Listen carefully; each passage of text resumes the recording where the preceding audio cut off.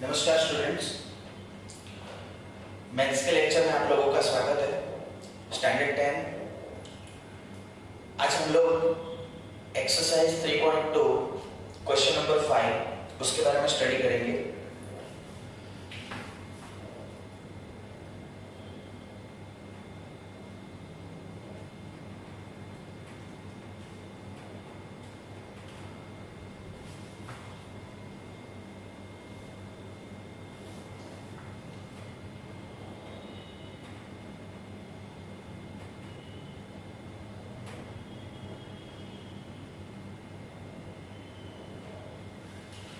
खास ये ध्यान रखिएगा स्टूडेंट्स, जब भी आप ये सम या ये वीडियो देख रहे हो तो उस दौरान आपको अपना टेक्स्ट बुक जो है वो ओपन करके रखना है और ये क्वेश्चन को खोल के उसको खास ध्यान से रीड करना है, क्योंकि यहाँ पर जो हम लोग जो क्वेश्चन देखने से आ रहे हैं वो वर्ड प्रॉब्लम वाला सम है। सो खास करके ये चैप्टर के अंदर आपको इसकी जरूरत पड़ेगी। मैं यहाँ से रीड कर रहा हूँ। Half the perimeter of rectangular garden whose length is 4 meter more than its width is 36 meter. Find the dimension of the garden. यहाँ पर क्वेश्चन कुछ ऐसा है, half the perimeter of a rectangular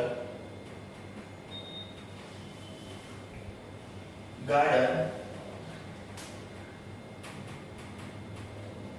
whose length is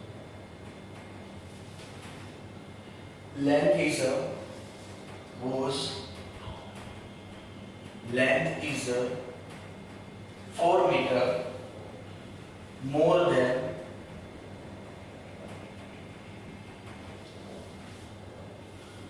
its width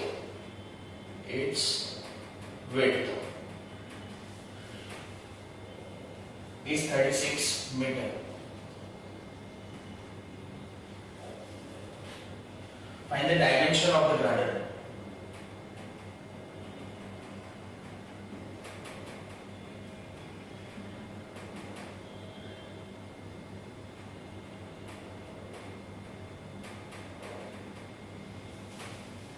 students, यहाँ पर आपको ध्यान से रीड करना है। सबसे पहले तो half the perimeter of rectangular garden. Rectangular garden दी है, मतलब यहाँ पर सॉल्यूशन के अंदर सबसे पहले मैं यहाँ पर एक रेक्टेंगुलर गार्डन ड्रॉ कर लेता हूँ। उस रेक्टेंगुलर गार्डन का पेरीमीटर जो है उसका हाफ करो। Whose length is 4 meter more than its width is 36 meter. मतलब यहाँ रेक्टेंगुलर गार्डन के पेरीमीटर का हाफ करने से वो कितना मिलता है? 36 metre. So find the dimension of the garden. दोस्तों, आप देख सकते हो यहाँ गार्डन के डायमेंशन में दो चीज आती है। एक होता है उसका लेंथ और दूसरा जो होता है जिसको विड्थ कहते हैं या ब्रेड्थ कहते हैं। तो देख सकते हो कि सबसे पहले रेक्टेंगुलर गार्डन का मैंने लेंथ और विड्थ ये तो दो चीज मैंने डिस्प्ले कर दी है। अभी स्टूडेंट्स, यहाँ पर सबसे पहले तो मुझे स्टेटमेंट्स जो है उसके हिसाब से मुझे यहाँ पर दो linear equation in two variables सबसे पहले मुझे फाइंड करना पड़ेगा और उसके बाद एक्सरसाइज 3.2 है, इसलिए हम लोग इसको ग्राफिकली रिप्रेजेंट करके सॉल्व करेंगे। सो सबसे पहले हम लोग यहाँ ले लेते हैं, लेट मी टेक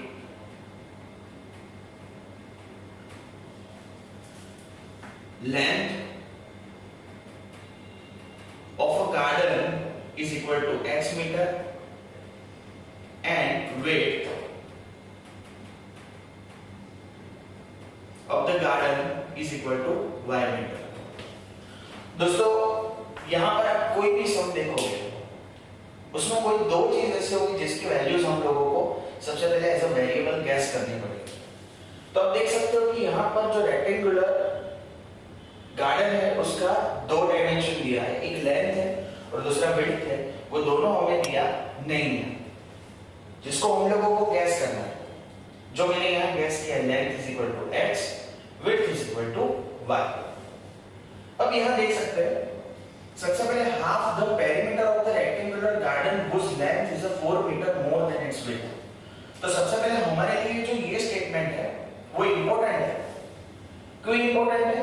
क्योंकि इसके ऊपर से मुझे एक linear equation in two variables प्राप्त हो सकेगा। तो सबसे पहले यहां लिखेंगे कि length is 4 meter more than its width। Length जो है, आप जानते हो लेंथ ऑलवेज विड्थ से बड़ी होती है, पर यहां लेंथ जो है वो कितनी बड़ी है? तो यहां देख सकते हो 4 मीटर मोर, मतलब 4 मीटर ज्यादा है किससे? उसकी विड्थ से। Therefore length is equal to width plus 4। मतलब length is equal to width plus 4। ऐसा क्यों किया? क्योंकि यहाँ इक्वेशन बनाना है, इक्वेशन बनाने के लिए मुझे इक्वल टू की साइन की जरूरत पड़ती है। सो इक्वल टू के दोनों साइड्स जो है ऐसी वैल्यू रखो कि दोनों इक्वल हो जाए। मतलब विड्थ में 4 प्लस करूं तो लेंथ जितना हो जाता है। तो स्टूडेंट्स यहाँ पर लेंथ मैंने क्या गेस किया था? x मीटर, सो यहाँ x रख देता हूँ। विड्थ मैंने क्या गेस किया था? y मीटर, सो उसको यहाँ y रख देता हूँ प्लस 4। अब y को यहाँ ले आए, so x minus y is equal to 4। तो स्टूडेंट्स आप देख सकते हो यहाँ पर मुझे इक्वेशन नंबर 1 जो मिल गया है। अभी यहाँ पर मुझे दूसरे इक्वेशन के लिए बात करनी है। दूसरा इक्वेशन बनाने के लिए आपको खास ध्यान रखना है, थोड़ा कॉम्प्लिकेशन है इसमें, खास करके इसको सबसे पहले समझ लीजिएगा। Half the perimeter of a rectangular garden whose length is 4 metre more than its width is 36 metre. मतलब कि पेरीमीटर ऑफ रेक्टेंगुलर गार्डन का हाफ करो तो यहां पर वो हो रहा है 36 मीटर। क्या बोला? Half the perimeter of rectangular garden, मतलब रेक्टेंगुलर गार्डन जो है जिसका पेरीमीटर का हाफ करो इज 36 मीटर, जो कितना है? 36 मीटर। Therefore यहां 2 डिवाइड में है, सामने ले जाएंगे तो मल्टीप्लिकेशन में हो जाएगा। So perimeter of rectangular garden is equal to 36 multiplied to that is 72 metre. तो स्टूडेंट यहां जो मुझे रेक्टेंगुलर गार्डन दिया है उसका पेरीमीटर मुझे मिल गया जो है 72 मीटर। दूसरी दो चीज लेंथ और विड्थ दिया है। जब आप लोग 5th स्टैंडर्ड में थे, 6th स्टैंडर्ड में थे, तब आप लोगों ने पेरीमीटर ऑफ रेक्टेंगुलर गार्डन या पेरीमीटर ऑफ रेक्टेंगल का फॉर्मूला स्टडी किया था। अब हम लोग जानते हैं पेरीमीटर ऑफ रेक्टेंगुलर गार्डन जो है उसका फॉर्मूला क्या है? सो 2 ब्रैकेट में l प्लस v मतलब लेंथ प्लस विड्थ या breadth is equal to 72 metre, जो ऑलरेडी दिया हुआ है हमें। अब दोस्तों यहाँ पर लेंथ मैंने कितना गैस किया है? लेंथ जो हो गया x मीटर, सो यहाँ x प्लस ब्रेथ कितना दिया हुआ है? y मीटर, सो यहाँ y इज इक्वल टू 72। अब क्या करेंगे? यहाँ 2 जो है इस पूरे ब्रैकेट के साथ मल्टीप्लिकेशन के संबंध से जुड़ा हुआ है। जब उसको सामने की साइड ले जाएंगे दोस्तों, ध्यान रहे ये और ये दोनों मल्टीप्लिकेशन में है, सो 2 को सामने ले जाएंगे तो डिवाइड हो जाएगा। So x plus y is equal to 72 upon 2, 72 को 2 से डिवाइड करेंगे, सो यहाँ मिलेगा 36 metre. Therefore x plus y is equal to यहाँ मुझे मिला 36 मीटर। दोस्तों ये हुआ मेरा इक्वेशन नंबर 2। श्योर आपको समझ में आ गया होगा किस तरीके से मैंने ये दूसरा इक्वेशन फाइंड किया। साफ साफ लिखा है half the perimeter of rectangular garden. Rectangular garden के पेरीमीटर का हाफ करते हैं, जिसमें ये लाइन जो है वो आप लोगों को आपकी जो थिंकिंग है वो चेंज करने के लिए दी है। 4 metre more than its width is 36 metre. मतलब यहाँ पेरीमीटर का हाफ 36 मीटर होता है। तो यहाँ दो स्टेटमेंट कॉम्बिनेशन फॉर्म में दे दी है, आपको सोच समझकर अलग करने पड़ेंगे, तो ही आप उसमें से दो इक्वेशंस फाइंड कर सकते हो। अब यहाँ पर दो इक्वेशन फाइंड हो चुके हैं दोस्तों। यहाँ पर मुझे इसका डायमेंशन अभी भी फाइंड करना बाकी है।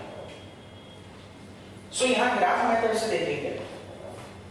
Here we solve by graph method. So students यहाँ पर हम लोग कौन से मेथड से जाएंगे? ग्राफ मेथड से सॉल्व करेंगे। तो अब जानते हो ग्राफ मेथड को सॉल्व करने के लिए हम लोग क्या करते हैं? सबसे पहले take equation number 1। Equation number 1 जो था वो ले लिया, जैसे x minus y is equal to 4। अब यहाँ पर वेरिएबल x के टर्म में वेरिएबल y जो है उसकी वैल्यू फाइंड करनी है। मतलब वेरिएबल x को अलग करना है, y को सामने की साइड ले जाते हैं। So x is equal to 4 plus y। So ये इक्वेशन मुझे मिला।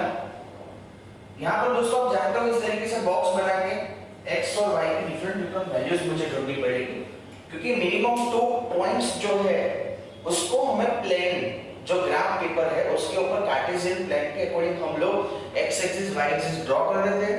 ड्रॉ करने के बाद मिनिमम एक लाइन को बनाने के लिए 2 पॉइंट को प्लॉट करना पड़ता है। सो यहाँ पर 2 पॉइंट को प्लॉट करने के लिए सबसे पहले y की डिफरेंट वैल्यूज हम लोग रखते हैं। जैसे y की वैल्यू में 1 रखता हूं, y की वैल्यू बाद में 0 रखता हूं। सबसे पहले y is equal to 1। So students इसके अंदर x is equal to 4 plus y की वैल्यू मैंने 1 रखी, देयरफॉर x की वैल्यू मुझे मिली 5। तो दोस्तों यहाँ y की वैल्यू 1 रखने से x की वैल्यू मुझे कितनी मिलती है? 5। उसी तरीके से दूसरे पॉइंट के लिए y इज इक्वल टू मैंने 0 रखा, therefore x is equal to 4 plus यही इक्वेशन 1 जो है उसके अंदर y की वैल्यू रखनी है, 4 प्लस 0 इज इक्वल टू 4। सो यहाँ स्टूडेंट्स आपने देखा कि y की वैल्यू इक्वेशन 1 में 0 रखी, तो x की वैल्यू मुझे क्या मिली? 4। आगे बढ़ते हैं। अभी भी यहाँ पर हमारा सम खत्म नहीं हुआ है, क्योंकि दूसरे इक्वेशन के अंदर भी मुझे अलग अलग y की वैल्यू रखनी है और x की वैल्यू फाइंड करनी है। नाउ यहाँ पर टेक इक्वेशन नंबर 2। दोस्तों यहाँ पर इक्वेशन नंबर 2 मैंने लिया है। इक्वेशन नंबर 2 वेट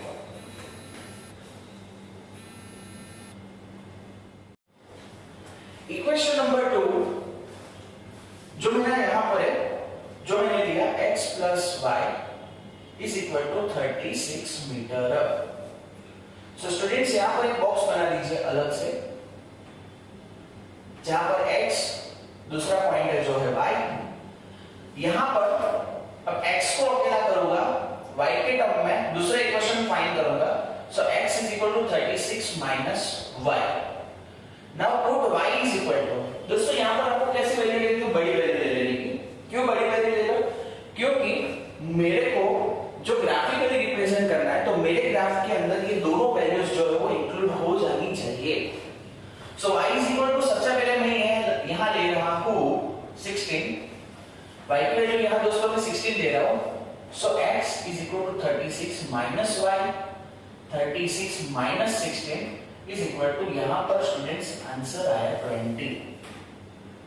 सो जब यहां देख सकते हो कि y की वैल्यू 16 रखते हैं इक्वेशन नंबर 2 के अंदर, तो x की वैल्यू मुझे 20 फाइंड हो रही है। अब y इज इक्वल टू यहां पर मैं 20 ले रहा हूं। So x is equal to 36 minus y, 36 minus 20, therefore यहां पर x की वैल्यू मुझे 16 मिली। दोस्तों y की वैल्यू 20 थी, तो x की वैल्यू मुझे 16 मिली। ठीक है दोस्तों, अभी हमें दो डायमेंशन फाइंड करना है, इसलिए मुझे ग्राफ पेपर के ऊपर सबसे पहले वर्टिकल लाइन y एक्सिस,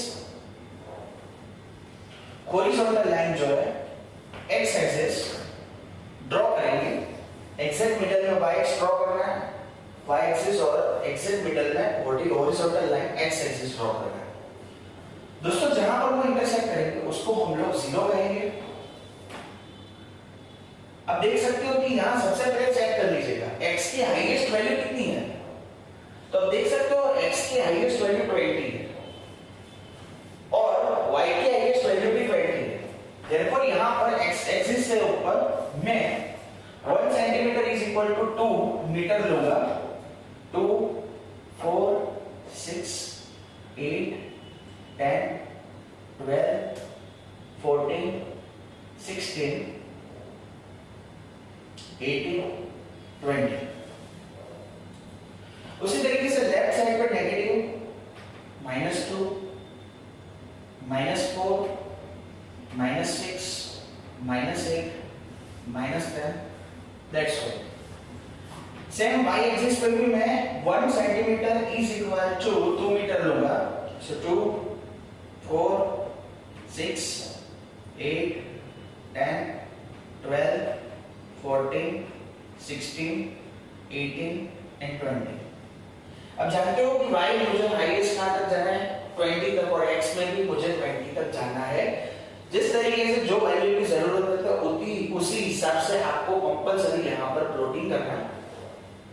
अब स्टूडेंट्स यहां पर y एक्सिस की नेगेटिव वैल्यू नीचे की साइड आएगी -2 -4 -6 -8 -10 -12 दैट्स ऑल।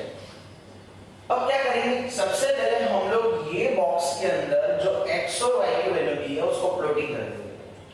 तो सबसे पहले x मुझे 5 है तो y कितना है 1। x 5 है तो y मेरा 1 है, मतलब y यहां आएगा x यहां आएगा और ये जो पॉइंट है वो ये रहा। दिख रहा है आपको मैंने पॉइंट किस तरीके से प्लॉटिंग किया है। आगे दूसरा पॉइंट प्लॉट करते हैं। जब x की वैल्यू 4 होती है तो y की वैल्यू 0 रहती है। सो पॉइंट यहां आएगा। ये दोनों पॉइंट में से पास होती हुई आपको स्केल लेनी है तो स्केल की मदद से एक लाइन आपको खींच लेनी है।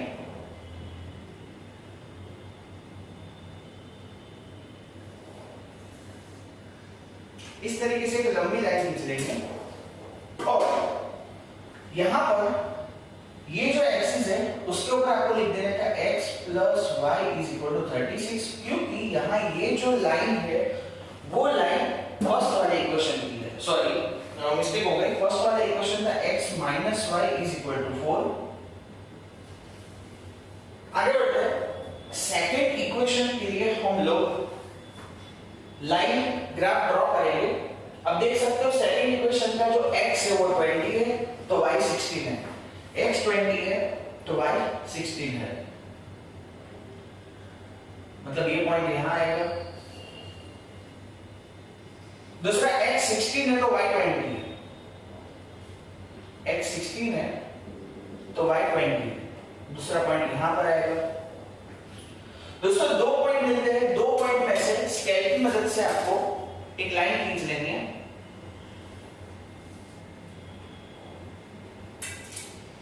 इस तरीके से आपको लाइन मिलेगी।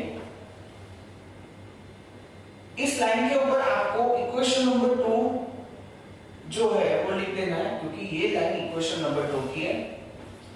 अब आपको ये लिखना है कि इक्वेशन नंबर 1 की लाइन और इक्वेशन नंबर 2 की लाइन कहां इंटरसेक्ट कर रही है। तो आप देख सकते हो यहां इंटरसेक्ट कर रही है। अब यहां पर आप देख सकते हो कि जहां इंटरसेक्ट किया वहां से पास होने वाली लाइन जो x एक्सिस के ऊपर परपेंडिकुलर हो और दूसरी लाइन y एक्सिस के ऊपर परपेंडिकुलर हो, वैसी दो लाइनें खींच लेनी है क्योंकि वो जो इंटरसेक्शन जहां पर हुआ है वो आपका सॉल्यूशन है। किस तरीके से सॉल्यूशन, जहां x एक्सिस पे परपेंडिकुलर लाइन जो टच करेगी उसकी वैल्यू और y एक्सिस पर परपेंडिकुलर लाइन जो y एक्सिस के जो पॉइंट पे इंटरसेक्ट करेगा वो उसके सॉल्यूशन होगा। तो यहां पर आप देख सकते हो आपके ग्राफ के अंदर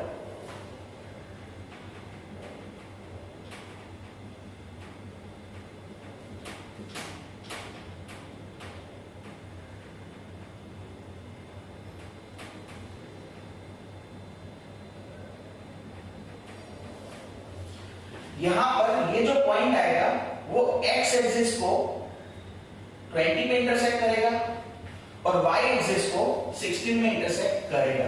खास ध्यान रखें, आप अपने ग्राफ के ऊपर यदि विदाउट मिस्टेक आप सॉल्व करोगे तो x एक्सिस को परपेंडिकुलर लाइन इस पॉइंट से कहां पर 20 पे इंटरसेक्ट करेगा और y एक्सिस को यही 16 पे इंटरसेक्ट करेगा। thus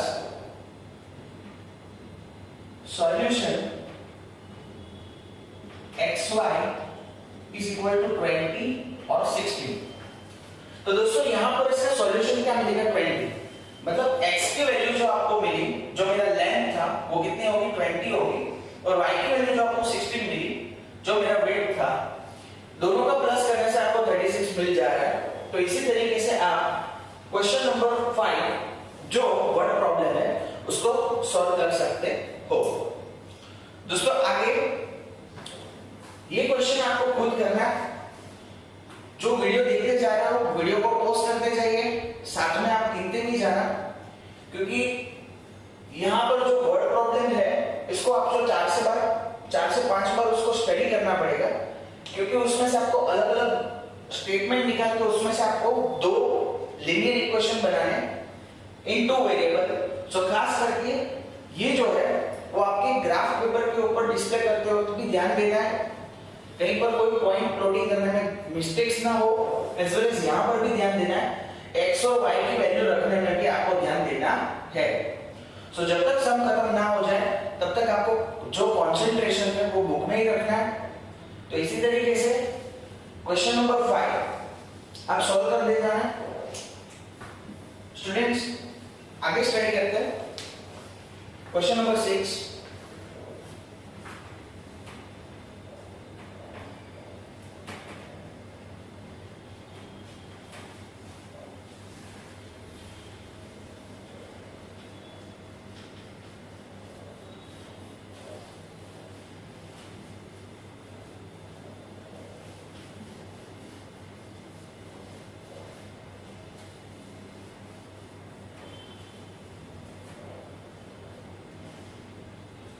याद देख रहे हैं हम लोग question number 6।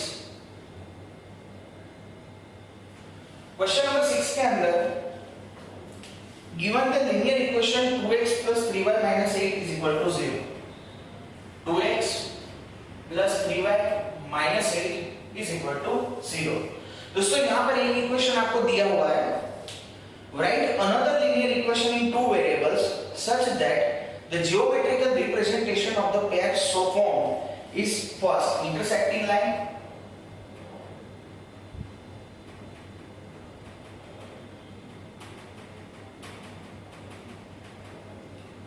second parallel lines,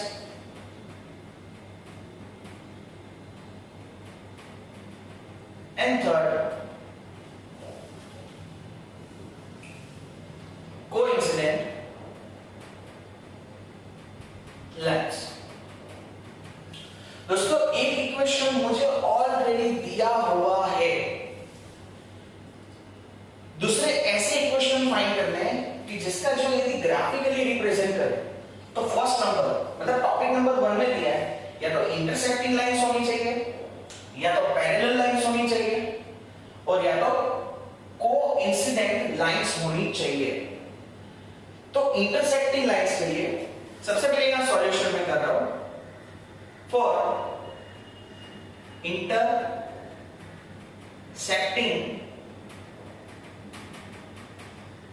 lines, for intersecting lines। दोस्तों for intersecting lines मतलब हमारी लाइंस इंटरसेक्ट करनी चाहिए, वैसे मुझे दूसरा linear equation in 2 variable find करना है कि जो एक नंबर का इक्वेशन ये और दूसरा हमें फाइंड करके देना है।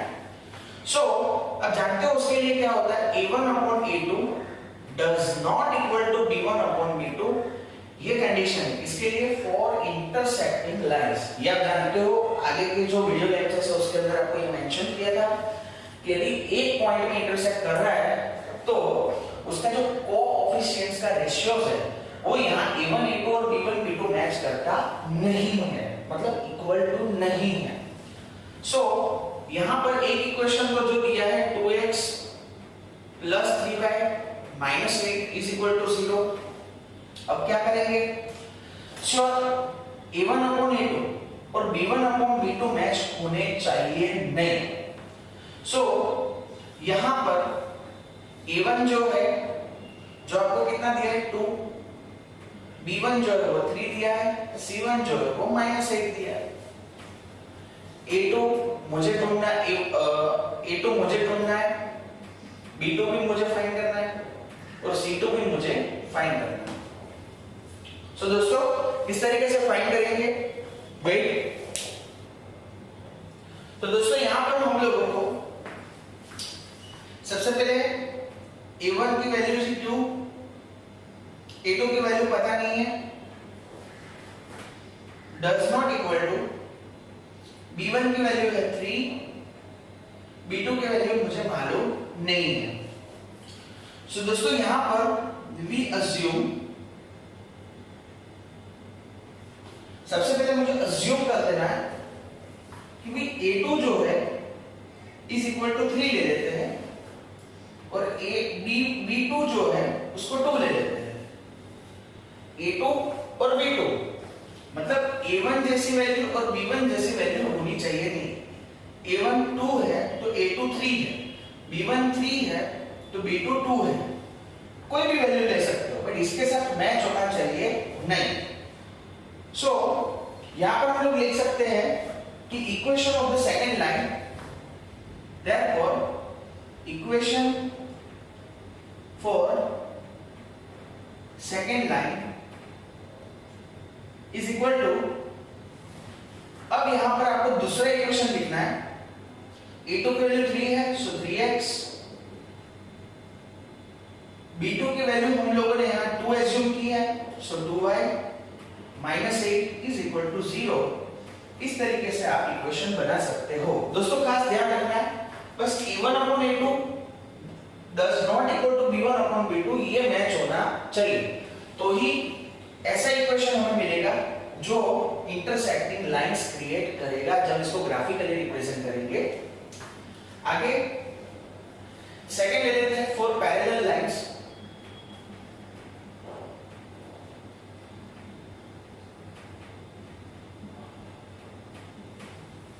दोस्तों आप जानते हो पैरेलल लाइंस की कंडीशन क्या है? a1 upon a2 is equal to b1 upon b2 does not equal to c1 upon c2। a1 upon a2 और b1 अपॉन b2 का जो रेशियो है वो मैच होना चाहिए बट c1 अपॉन c2 का रेशियो जो है वो मैच होना चाहिए नहीं। सो a1 अपॉन a2 सबसे पहले ये मैच कर देते हैं। a1 upon a2 is equal to b1 upon b2। दोस्तों यहां a1 a2 की वैल्यू मुझे क्या दी है 2, a2 की वैल्यू मुझे दी नहीं है, b1 की वैल्यू 3 है, b2 की वैल्यू मुझे दी नहीं है। तो अज्यूम कर लेते हैं, सबसे पहले इसको यहां ले जा रहे हैं so b2 upon a2 is equal to 3 as it is, तो यहां ट्रांसफर किया। यदि हम लोगों को कुछ नया इक्वेशन बनाना है सो ऊपर नीचे 2 से मल्टीप्लाई करेंगे so b2 upon a2 is equal to 6 upon 4, therefore a2 is equal to 4 और b2 इज इक्वल टू 6। यह हम लोगों ने यहां अज्यूम कर लिया, लेकिन ध्यान करें इन दोनों का रेशियो तो मैच होना चाहिए, लेकिन c1 और c2 जो है उसका रेशियो मैच होना चाहिए नहीं। देयरफॉर यहां c2 जो है वो हम ऐसा अज्यूम कर लेते हैं कि यहां हमारा c1 था -8, तो यहां पर हम लोग 8 ले लेते हैं या तो 9 ले लेते हैं, कोई दूसरा इसके अलावा और कोई भी नंबर होता है वो यहां पर आप ले सकते हो। Therefore, equation for second line. So students, यहाँ पर हम लोगों ने A2, B2 और C2 की वैल्यू एज्यूम कर ली है। अब एज्यूम की हुई वैल्यू जो है वो हमारे स्टैंडर्ड फॉर्म में रख देनी है, इसी हिसाब से मुझे इक्वेशन मिल जाएगा। सो यहाँ a2 की वैल्यू 4 रख के x के साथ y के साथ b2 की वैल्यू 6 रख दी एज अ कोएफिशिएंट और कांस्टेंट टर्म को 9 रख दिया, जो हमारी ये कंडीशन जो है वो वेरीफाई करेगा। देयरफॉर यहाँ ये इक्वेशन और जो यहाँ ये इक्वेशन जो दिया हुआ है, मतलब हमने फाइंड किया और जो टेक्स्ट बुक में दिया, इसके ऊपर से ग्राफ आप ड्रॉ करोगे तो श्योर वो कैसा होगा, पैरेलल लाइंस। आगे हम लोग फॉर कोइंसिडेंट लाइंस के लिए बात करते हैं। कोइंसिडेंट लाइंस मतलब क्या, एक लाइन के ऊपर ही दूसरी लाइंस जो है वो इंटरसेक्ट करती है, जिसको कोइंसिडेंट लाइंस कहते हैं, जिसका कंडीशन ऐसा है a1/a2 b1/b2 और c1/c2 का रेशियो जो है वो मैच होना चाहिए। सो यहाँ पर मैंने क्या ले लिया, a1/a2 वैल्यू रखते जा रहे हैं हम लोग। सबसे पहले a1 की वैल्यू मैंने 2 रखी, b1 की वैल्यू 3 रखी, c1 की वैल्यू -8 रखी। a2 b2 और c2 की वैल्यू नहीं दी है तो इसीलिए उसको एज इट इज ही रखा, is equal to k as a constant guess कर लिया। अब यहाँ दो इक्वेशन को इस तरीके से कंपेयर करेंगे, a2 जो है वो एज इट इज रखेंगे, 2 सामने ले जाएंगे, b2 सामने ले जाएंगे, क्रॉस मल्टीप्लिकेशन करेंगे। So b2/a2 is equal to 3/2 is equal to k। अब इसको कंपैरिजन करेंगे, a2 को सामने ले जाएंगे, so b2/3 is equal to k और a2/2 is equal to k। ऐसे दो इक्वेशन मिलेंगे। सो b2 के वैल्यू 3 सामने ले जाने से b2 is equal to 3k मिला, a2/2 is equal to k है, 2 क्रॉस मल्टीप्लिकेशन में जाएगा तो a2 की वैल्यू 2k मिलेगा।